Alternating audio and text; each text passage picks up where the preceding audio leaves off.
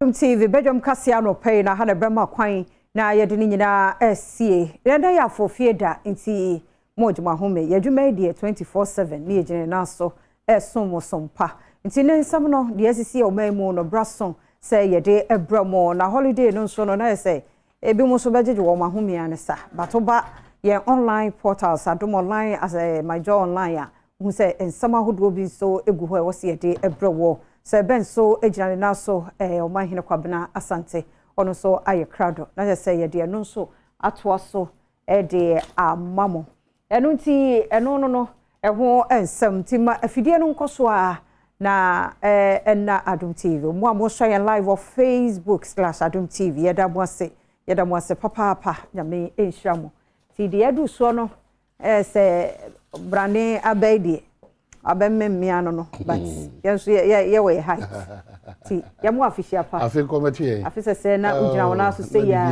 sa na mo fe no so gina ye hia pa ne nkwa ene hunhum a obenyini de hia no kra de nchiremu mu ankaza be nu hu ko fi di we aba ma men kan kire wo na wo utwitwa documentary any videos catch president handlers ne say Jubilee House and then baby do church videos nin confo bi o my dress is say rascals because me call Jubilee House that's your catch them slippers me fa nko me fa jeans nko so 3x4 for abrofu bi no be na mo de ye Jubilee House akotwa video Google abontin no ko fi me catch wo na wa be me catch you careful me catch say sa na tie dia ene ye mboka nko South Africa sa akode ne bi mu ne shatawale ne afia mu nyina asori o monko Jubilee House nkutwa music video. The handlers of the president should know that that's all na nyina yakoma wo ne ba bia tutu na jeje mu sa wo if it's an official visit obetima ko Jubilee House neatly dressed they look like rascals bi o makoni na Jubilee House e you fear there no problem say you fear e wa fear and no kwano ye president man paying na nya easy sa ba na wo kofi u ka kire me say ye ebetima ko White House ra kotwa bia ebekwa akotwa ye bekwa akotwa. How many Ghanaians can have access to the president like foreigners or Mbaba? How many Ghanaians? Ghana for do do say jum to for papa wo Ghana ha mu say easy access like that. Please Mama anya careful because you to be JJ mu I is a special prosecutor obe wakasa sa this year okoti atas na even di achiri how be try to enjoy from was this administration is not ready to fight corruption then get out of that place, get out of the place. We are tired of everyday repetition of same old thing. Now fina betwem ko, na year na betwem ko. Now we are still the same. Now people are enjoying. Now more catchers will be ready to fight corruption. Now that's what you are so. What are you DC could bribe thousand that's if na mudi actually wasting everybody's time. Why? You see a people from 2023. Yes, I and your mother than I 2022 31st watch night as Empire. Those things don't change a country. It doesn't change a country. Drivers are still parking anyhow on the road. Drivers. Journalists are still lying. Blackmailing. No. Public and civil servants no time may be pen on Juma. And ministers still think that and this reshuffle is coming before the president travels to London January or so 14th. Reshuffle on pill obeye anye hwe no tokro ba kwa bedawo e do obeye. We have to be serious as a country. It's not just the figures changing 22 now 23. Still, if you look at the faces of young guys in this country and women, frustration, desperation. There is no hope for the Ghanaian youth. Now to now mama 3x4 guys with Babi Jejna. Yeah, sovereign place, no. Able to music videos out. Now Kofi Ampedu catch say yanko White House for Shatawale Bonko. Now Shatawale kwana na yeah best no. Obet me see any more. We should be serious and be proud. as a sovereign country. Let's start solving the issues that we need to solve. Yeah, to JJ too much, especially the handlers of the president. Man, easygoing presidency. BBR we throw at it and we take it like that. Easy for some people, not.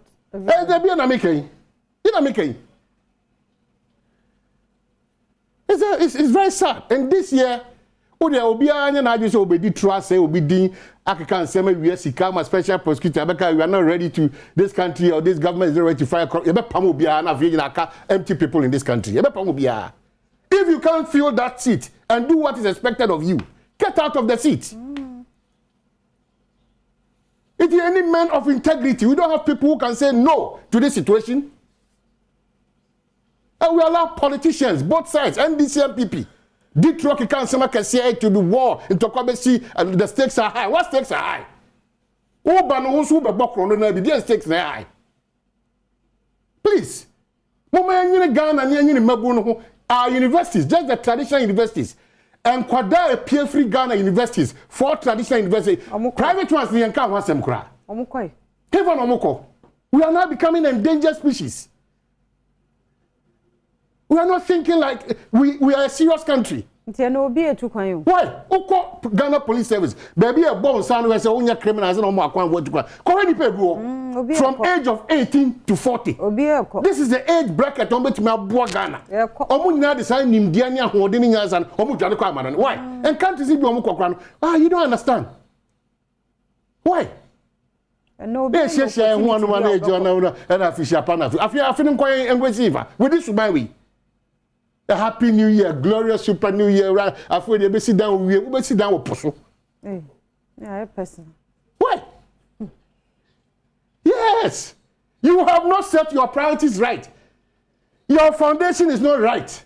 Every blessed Ghanaian be around the Pebiana, be a prayer. John Sokran of Sebi, Oberson of Bema Johnson, over the prayer, the man, the manager of Precope, now just what to be that? Oh, my lady. We do what is wrong. We know, said ye, and yet, near Sabani abe pacho. Near say the same thing I am. It's yes, yeah, in fear. Yes, sir, in 1992, sir, 2023. We are still doing it, and we think that Ghana will develop. On my so was to check Chroma. On my Ghana, you know, be a Juma. Can be a Ghana neighbor for sure, one begunu, or Bamanagu. Within 6 months, we are spreading all over the country. What is the problem with us? What is the problem with us? We sit here and we are talking about the weakness of our city. You saying you call him by, you call Oxford, you call Lincoln, you call Juan, you know, and Jati Pramto for Christ, the mighty Japas, Wesley Day Secondary. It's any Nyaza. Why? Every day we come to repeat this. Mr. Kobo Fiaman Kwa tape from 1992 or radio TV show. And some more kind. Kobo Fiaman Kwa tape. Ghana and some Fiaman Kwa Kai now also have playback. Who say nothing has changed. It's the same old trouble. Problems. Kasa. Why? The pain here is that and all our young guys, the majority of them, they are turning into fraudsters. A man who is turning to prostitutes. The country is not safe. You don't need any prophecy or a man of God to tell you that we are deteriorating. How? Mrantia wo kronim nyina ya chachafo. Wo nyina ya fraudsters. Mrantia ni nyina. Anya ni sa woni. Maba woni nyina dodo na ya tutufo. Why? Do we build the country with this kind of attitude? Where is the hope? Where is the hope? Where? Where is the hope? And now back to Sukua. Suku no Kobi Keke because it's a norm. Yes, or Koko Wiekra no I am Mansu. Empowering Ghanaian people to set up industries, companies, and whatever I have problem. More Sikanoso, Musu Adufudi Pe. Mom warning na say no say pebium sa pebium account na ya ekosioko na sa kodi lie o se me MPP ni me NDC ni me CPP ni etwa woni ni etwa wonsa ni ebo wasum na okoda hospital. You are mentally sick. 2023 Get off that mentality. Oh, public service.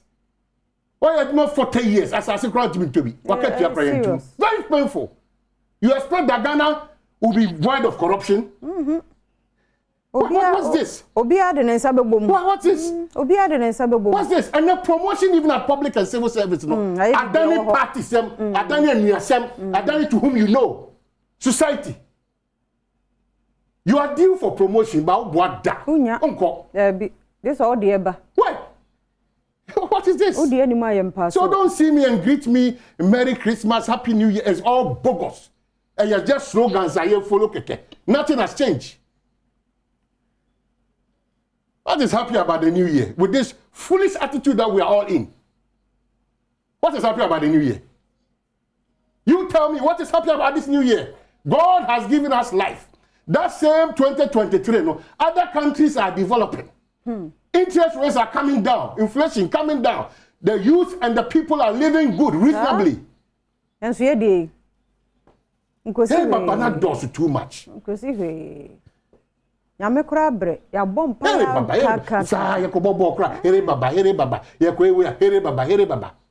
wa bompa ya unso nya de ehia no unya de efata no ene za da na wo kan uhu mrantia ne maba mrantia ne especially man mpo de ya de bia meka se kwabena bi betwa ma osika bi na mema no mema no obi ama no enti ne ne ohu ways and means bi ebeboa na fast no akwa akwhye ho enya better sa penifo enti me question ya wo kasa de ba mtim se enti se 2023 de ne plan.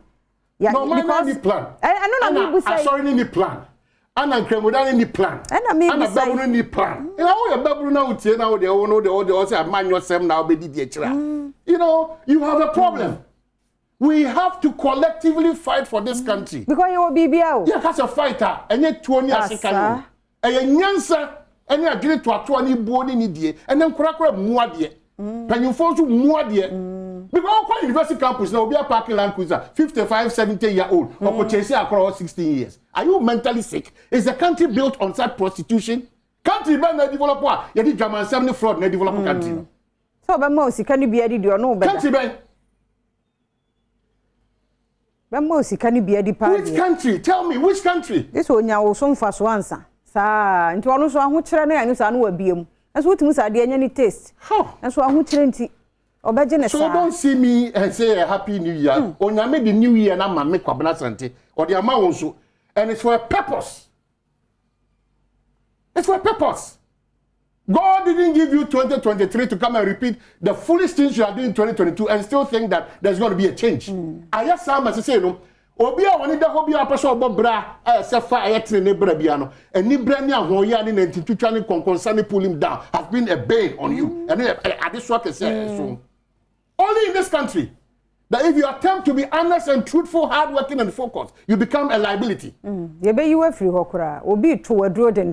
Why? Poverty of the mind. It's killing us.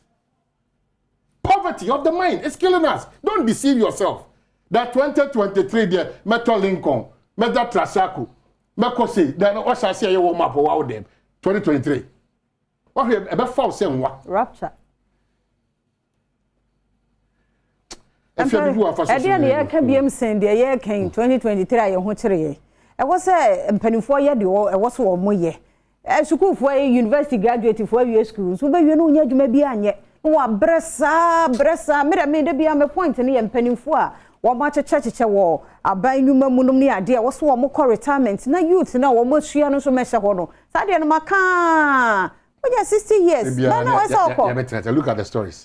Fire gas 14 bedroom apartment. The money I cousin. We say, and we see one made that one more dom feel, ya cool much one fee. Mamma neba, ya kuno, a dientia. A dear pan and nipper in young kuni pen, who were kuno. Not as I say, young as I walk can be. And penny for sorry. Now youth and bread, yeah, the beer may come and say. Penufona was shropa, or the doctor here, Chowdy and Quetchery, Chamufa Chimota, old station, never any penny. To see I bossa. And yes, will be a best will be a yana bill. A dear son, I drink dinner done should do a bed, dear.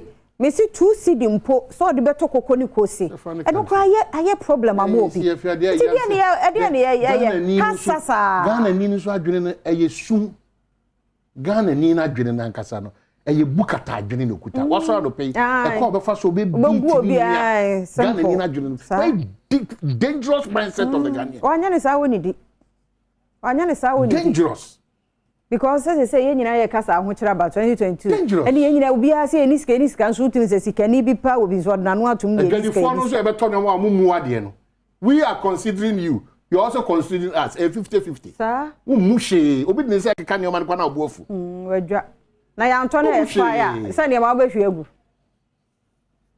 oh my baby we are be sheshia won na me dey na sa ade no kwa mo no mo keka manum a kire nyame so mpa mu ahodin de mo yera kwan pretenders, cowards.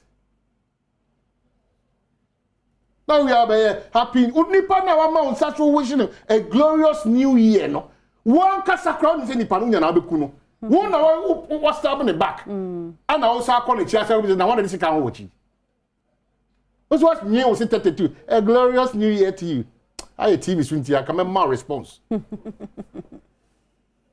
Let's be truthful, let's be honest, let's be focused, let's be hardworking. Mr. Sunday, because the messa can say 2023 no.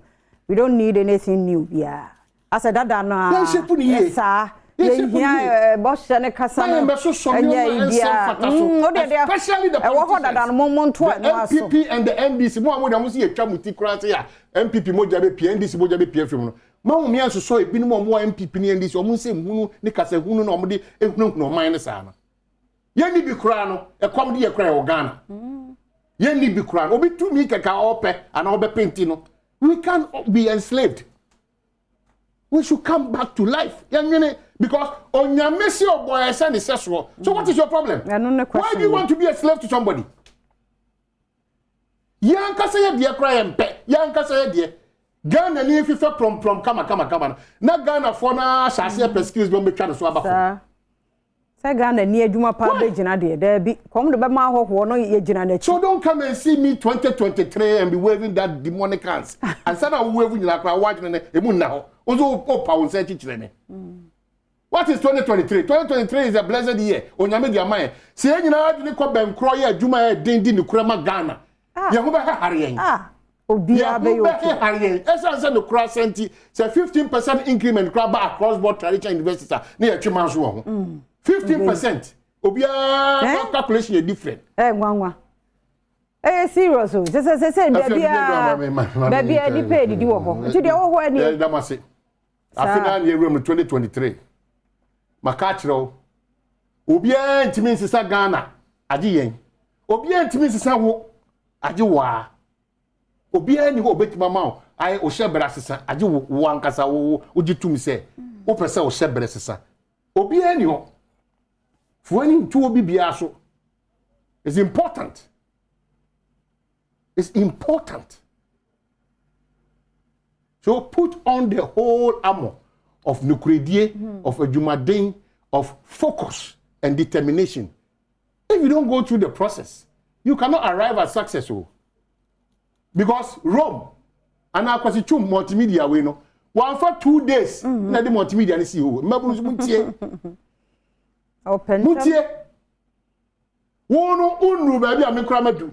Wono your best choice is Trasacco and Lincoln Navigator latest 2023. Una ni queen. Ube wuntem. Oba yare so. It's a process. Abrabon is a process.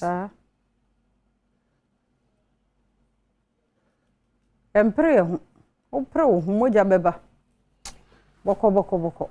Well, yeah, better must say. SDA for so mintimunka last end in my team. Muka se muni o mo be watch people here. Adom for you know.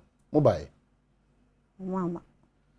I mean, who say was do playback video be na ba on your motor mo come on social media. What do you?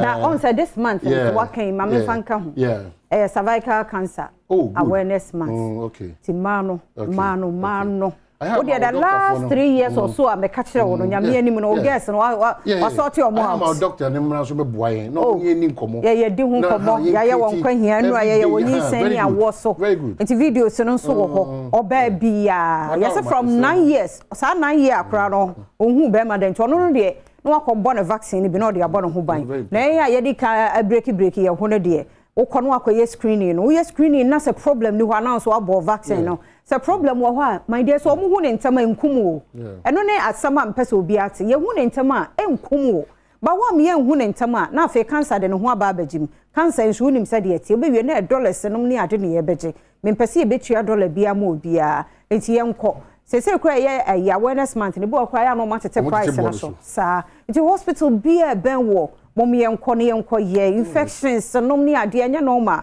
e mema no kɔ no mo de abre yo na ya me ye wo hu no mema no na ye ne kɔ de ba mo hye na mo de ya tenesa ye de receiving kwa sa so ha di fa kire ye se sa kwanya we na fufuro no sa ha no ma bako wura bako setokro enko so we de so me jam pabo aho nti no mumie manage ba kono a infections na dɔɔso tu ba wie akire no kan se mka se yedi agro na ye de yare no na ebre ma no eno say me dɔfo bi frɛ ye wo radio so na ye me ya pregnant woman the fourth you know ko wi na the fourth one no ye on say ye omo test ye ne say o syphilis aha ti syphilis no so aba no ye me no mie no ba ne be ma no ene wo say ye check be ma no so onkoye sa ho ma so na wo ye mu no kra me ti ase be ma no so onkoye ade no so wa anya na so oba no nko akoya eye ni kunu no cosmetic obesa we bani nada nkobesie ana oba no se wonya de ene obema na use condom na wani obeye use condom na wo be no use condom onya enti wo se na ama adwuma na ye okwa wo ye kam so piaro kasa wo use condom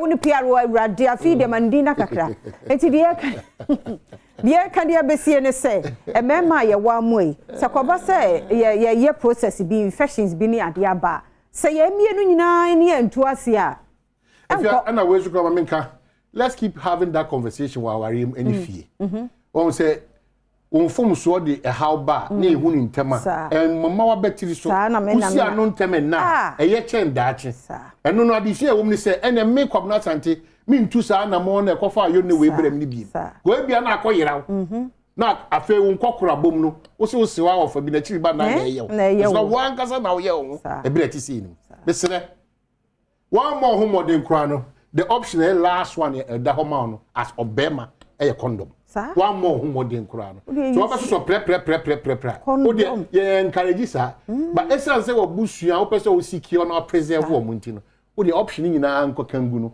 ba ko ho a oba no betimi ahye ana bema no betimi ahye eno boama asundue ba be infections no ni ade ya na ebi mu de pregnancy no kwa no more preventing but infections no so hard dwene because cervical cancer ye kan kwabna before be yi ne ho adi na nya be 15 years 10-15 years old la ila yeah nti nya se bia ene na me na kohie mu na ebo e hye wo ho a hye wo ho nti before be pie no na ya sa ache wo ho nti ache wo ho no afei cancer ne de no ho bagi na spread ko other parts of the body nti na ye ni abre e kasa ne ye nyina ye nko bleeding bi anya normal obi anya ne menopause so no bleed for home medofo ko hospital ni en checking for man wanya wo menses this month be 1st January be a week later what's anya biem ahu anya normal ko hospital wa hu discharge bi a sent kakra wo mu enya ni nyina na ye be ka say cervical cancer but please go to hospital and nurse for no wo doctor for no eno mu nim komo o me help fine na ma no ye mo ye ho ban na yare na do so infections no